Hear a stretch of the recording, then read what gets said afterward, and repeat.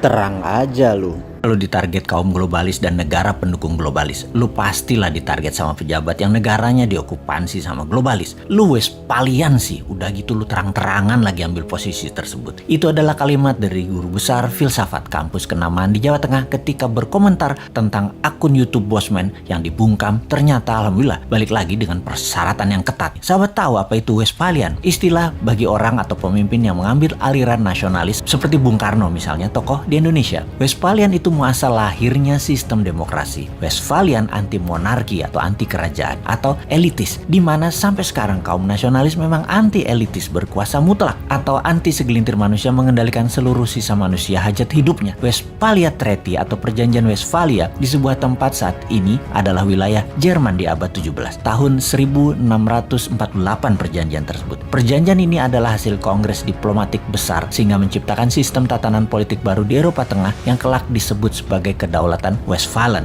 Sistem ini didasarkan pada konsep bernegara berdaulat yang tidak suka terhadap campur tangan pihak asing terhadap urusan dalam negeri suatu bangsa. Di sanalah muasal lahirnya istilah nation state atau negara bangsa. Sejak saat itu, monarki dunia mulai mengalami kemunduran hingga puncaknya terjadi Perang Dunia Pertama di mana Amerika merupakan negara Westphalian terbesar pada saat itu. Sejak akhir Perang Dunia Pertama hingga berakhirnya Perang Dingin 1989, ada 100 negara lahir yang kebanyakan bentuknya demokrasi nasionalis. Monarki dengan penguasaan elitis tidak tinggal diam. Ada 13 keluarga besar yang berbasis bisnis perlahan-lahan mulai menguasai dunia. Diawali sejak Perang Dunia Kedua yang menempel dengan Amerika. Mereka adalah globalis cabal seperti Rothschild, Oppenheimer, Rockefeller, Zucker, dan lain sebagainya. Lalu di tahun 1989 mereka menempel dengan Tiongkok, membuat baik Amerika maupun Tiongkok saat ini berafiliasi kepada globalis. Globalis itu monarki 2.0, anti nation state yang saat ini menguasai 99